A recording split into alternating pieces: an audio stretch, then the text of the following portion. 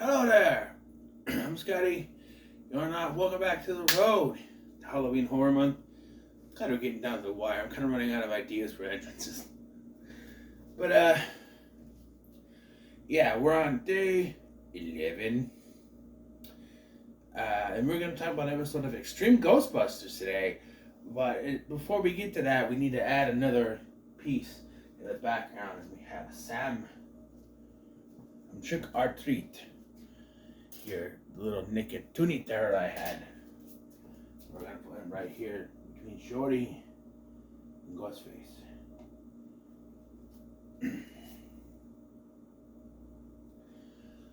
Alright. Today, not only are we talking about an episode of Extreme Ghostbusters, we are talking about my personal favorite episode of Extreme Ghostbusters. And what you don't know, if you don't know what Extreme Ghostbusters is, but then you need to get out of here, because... So, back in the 80s, the success of the first Ghostbusters movie brought a cartoon, the real Ghostbusters. So called because there was another cartoon by Filmation called the Ghostbusters, so to differentiate it, became the real Ghostbusters. Yeah. And then we had the second movie, and then there was a long gestation period. And in 1997, I think, is when this came out. I have to look. I need that just in case. Okay, so go here, go up.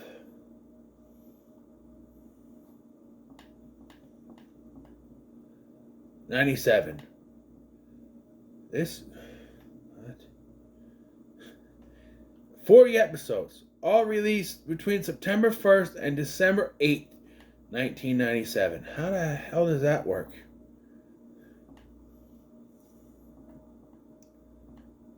Because they were released daily. 5th, 8th, except for the 6th and the 7th, I guess. Almost daily. I'm guessing weekdays, and then they skip, okay. It goes from September 12th to September 22nd. Okay. It wasn't every day, but yeah. Is there a specific channel for it? Or is it just syndication? Syndication, Bobot Kids Network. I watched it on UPN. And what it is, it's a continuation of the real Ghostbusters. Many years later, the Ghostbusters have retired. Egon Spengler's the only one left. They're all alive because there's a crossover episode, there's a finale. Like, Egon's really the only one left in New York. He still lives in a firehouse. He's now a college teacher, college professor. Janine is still his secretary, and Slimer's still around. But when ghosts and ghouls start to roam around New York again, a new team of Ghostbusters is needed. So we have Roland, voiced by Alfonso Ribeiro, who is the replacement for Ernie Hudson. Winston, replacement for Winston. Kylie, who is the female member of the group and a replacement for Ray most of the time. Actually, she's very knowledgeable, so maybe she's more replacement for Egon. She's just a female character. Eduardo, she's voiced by Tara Strong or Tara Charandolph, but she's credited this here. Eduardo Ramirez, voiced by Reno Romano. Second favorite animated Batman, by the way. He was the Batman, the animated voice of the animated Batman in the animated series, The Batman. He's Eduardo. He's supposed to be like Venkman. He even uses the phrase, "We're scientists," which you're not, but that's what, hey pal, we're scientists. So he is, we are scientists. And then there's Garrett, voiced by Jason Marsden. He's kind of a mix between Ray and Venkman, but not really. And he's in a wheelchair, so that's a bit different. And we have all the colors of the rainbow here because Roland's African American, Eduardo is Hispanic or Mexican. Kylie is. I thought she was Asian, but she's goth. I don't know if she's Asian, but she's goth. And Garrett is in a wheelchair, so it's kind of, you know. And the animation is, it's like a big guy and Rusty the Boy Robot or stuff like that. The Godzilla animation series. I lean towards that kind of animation.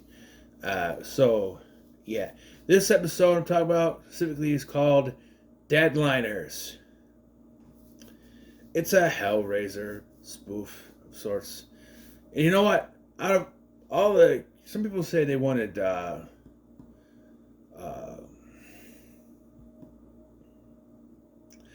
Samhain from the Halloween episode of Real Ghostbusters to be a villain in the movies.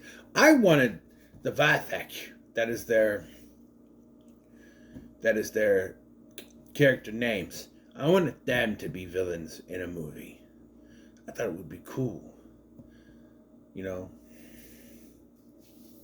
But we got Gozer again, and then an Ice Ghost. Why not the Vathek? But we start with Jimmy, voiced by Billy West, and he is being attacked by these three. I'll just go ahead and tell you now, they're the Vathek, or the Deadliners, $200, whatever. Their names are Craniac, who has a big saw on his head. You know, like Pinhead, but, you know. Corpuscle, who's big and has no head. It's like a puffy neck thing, and his eyes in his hands. Kind of like Butterball. And then there is Gristle, who's basically Chatterer. They're basically Cenobites, but, you know. And thereafter, Jimmy. One thing that gets annoying is Gristle has these drills. It makes noise. Yeah. Looks like they're gonna get him, and then we get the opening theme song.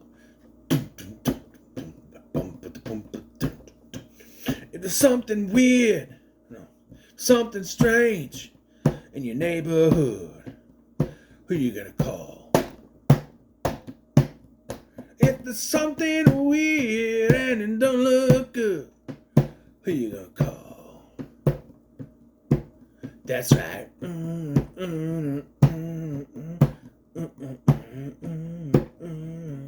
I ain't afraid of no ghosts seeing things running through your head. Who you gonna call? That's right. Hoo-hoo. I ain't afraid of no ghosts.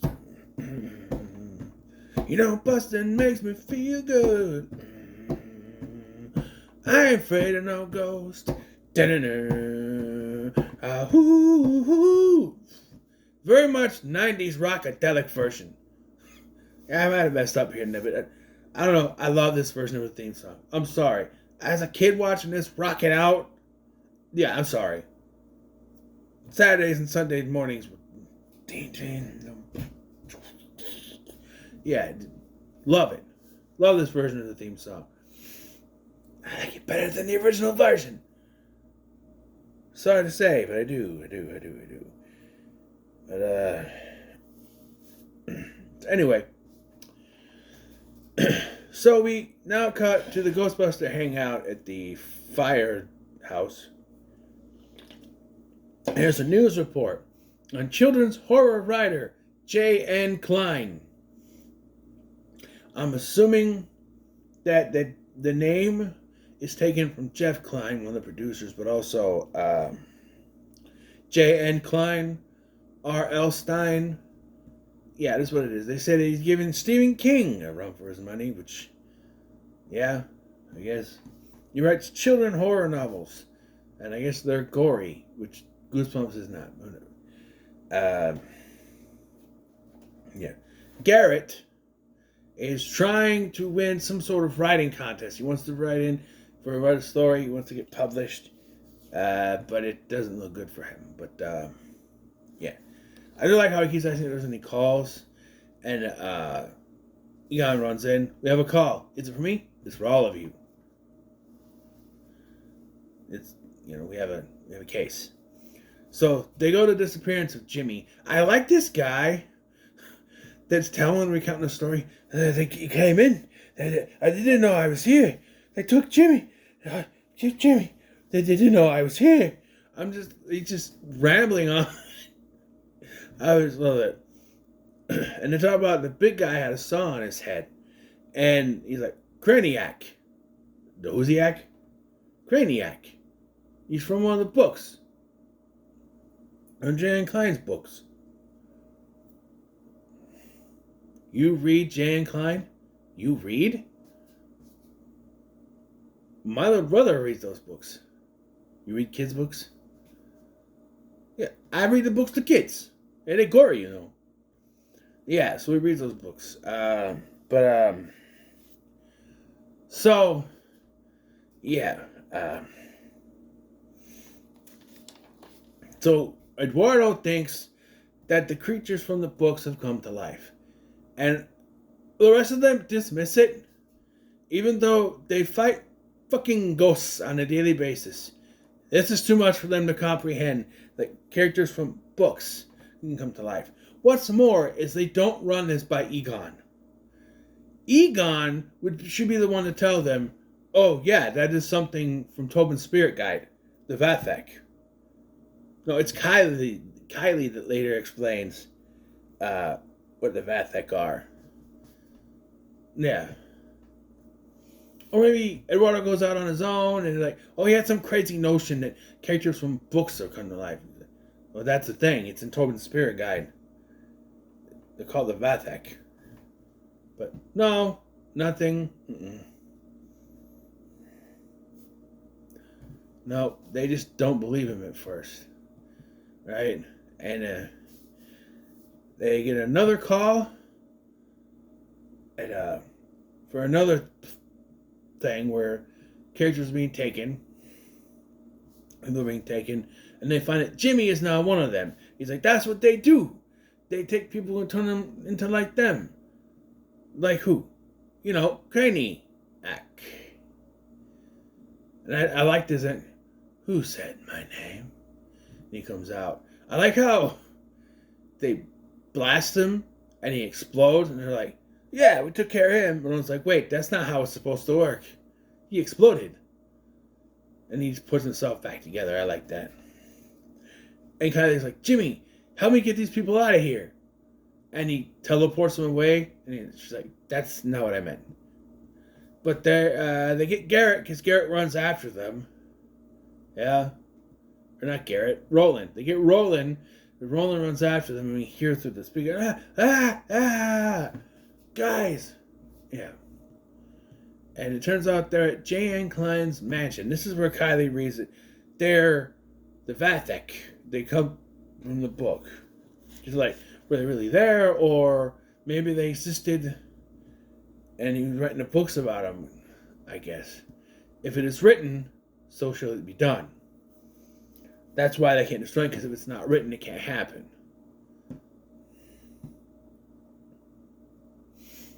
Which gets confusing when Garrett... So they start to explore the mansion, and Garrett finds Klein. I do like how they're about to operate on Roland. He's like, no, he didn't have a blade. He has a... And it cuts to Craniac. Egg. He throws it. It's like that egg. Weird animation of the egg cracking, though. It's kind of weird. But anyway, so yeah, he does that. And then, so Garrett's trying to tell him, not just monkeys, rabbit monkeys with tire irons. And then they come in and there's monkeys on top of them hitting with tire irons. And I'm like, wait, if he knows he can make this come true, why not say, and then the Vathek exploded.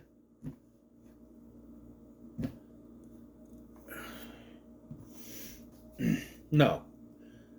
you think, oh, this whole thing's gonna lead to Garrett being able to write this story, but no, that's not how it ends. Because like the Vathek create a ring of fire around Klein, so they can't get there, and he's trying to tell him what to write, and he will work for us. No, you said this is just was a story, but this is far beyond the story.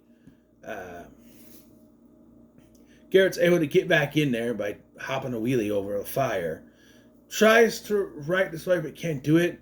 So Eduardo shows up, goes on those, those things the libraries have for high stuff with the books or the ladders. He gets on one of those, slides to the side. Garrett, give it up. You suck. And he hits the typewriter with the this was still the 90s, with the proton pack, with the proton beam, and it explodes. And that creates a big fire thing that sucks into Vathek and they go away. And I'm like, okay. So like if you could do that, why didn't Garrett just pick it up and throw it in the fire? Although the Vathek might, split the fire, make it go through or something. I don't know. But like, is Garrett that stupid he can't figure out? Because earlier he was like, just have him type, and the Vathek were able to be destroyed by the proton packs. If it is written, so shall it be done. So whatever they write has to happen. And the Vathek, it was found out that the Vathek could be defeated by the proton packs. Right? Kind of cliche, but just blowing it up, sure. Also, in Garrett's story, everyone but himself dies, and he's the hero. But now Klein has written a story, and Garrett's the only one that dies. Yeah, the loudmouth guy in the wheelchair. Yeah.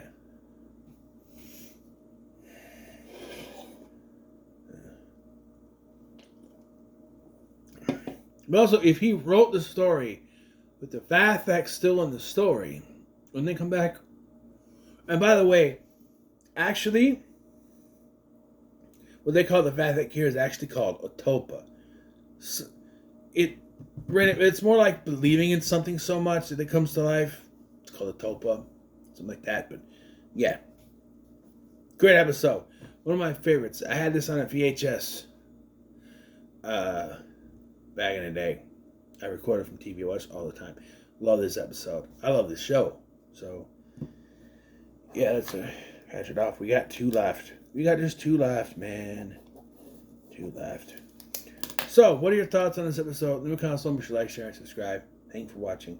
I'm Sky, and I'll see you in the next one. Doohickey.